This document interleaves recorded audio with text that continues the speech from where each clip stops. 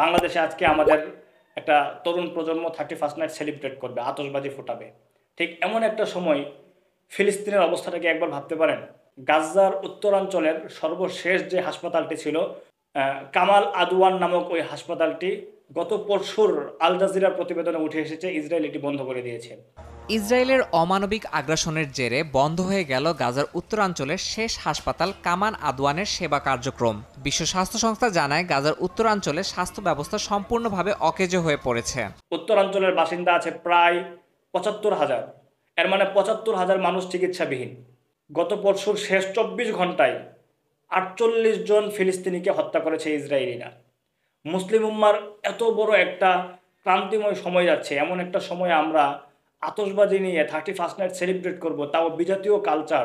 ভাবা যায় যে বিজাতি দিন শেষে সকলে একত্র হয়ে আমাদের মুসলিম উম্মাকে হত্যা করছে? এত উদাসীনতার কোনো মানে থাকতে পারে? আমি অন্তত এটা মনে করি না। সচেতন মুসলিম হিসেবে আমি এটাকে কোনোভাবেই স্বাভাবিক দৃষ্টিতে দেখতে পারি না। ১৯ দিনের ছোট্ট উমায়ের কথা আমরা জানি, আতশবাজির শব্দে তার হার্টে ছিদ্র থাকবার কারণে প্রাণ দিতে হয়েছিল। আমরা আরও যদি বলি, আমি কিছু বিষয় নোট করেছি যে ১৭ বছরের কিশোর মিরাজ 31st নাইট উদযাপনের জন্য সাউন্ড বক্সে বিদ্যুৎ দিতে গিয়ে সে কারেন্টের শর্ট খেয়ে মারা যায়। সেই ১৭ বছরের কিশোরের প্রাণকে আমরা ফিরিয়ে দিতে পারবো না। আমি আপনাদেরকে আরও যদি দেখাই, ১৪ বছরের সিয়াম যে বাসার ছাদে ফানুস ওড়াতে গিয়ে ফানুসের আগুনে দগ্ধ হয়ে তার শরীর পুড়ে গিয়েছিল।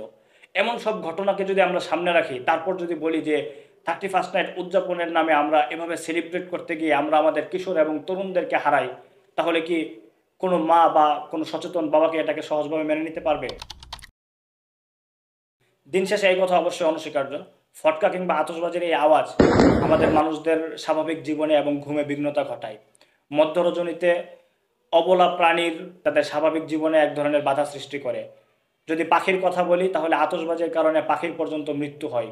বহু পাখি আমরা দেখি আকাশে উড়ে যায়, তারা তাদের স্বাভাবিক জীবন থেকে মানব জাতির কারণে তারা পিছিয়ে পড়ছে।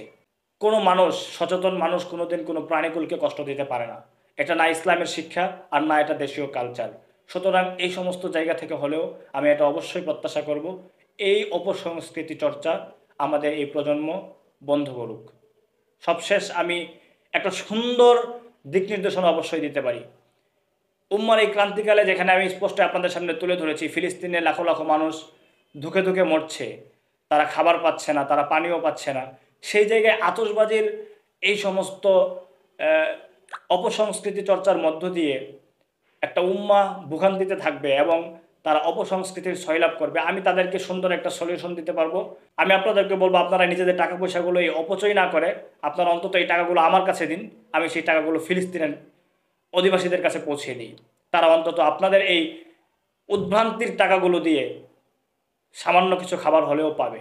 এতে উম্মার অবশ্যই ফায়দা হবে। আমি এই প্রত্যাশাই ব্যক্ত করব। আসসালামু আলাইকুম ওয়া রাহমাতুল্লাহি ওয়া বারাকাতুহু। গাজায় ভেঙে পড়া স্বাস্থ্য ব্যবস্থার মধ্যেই তীব্র শীতে বিপর্যস্ত বাস্তুচ্যুত ফিলিস্তিনিরা।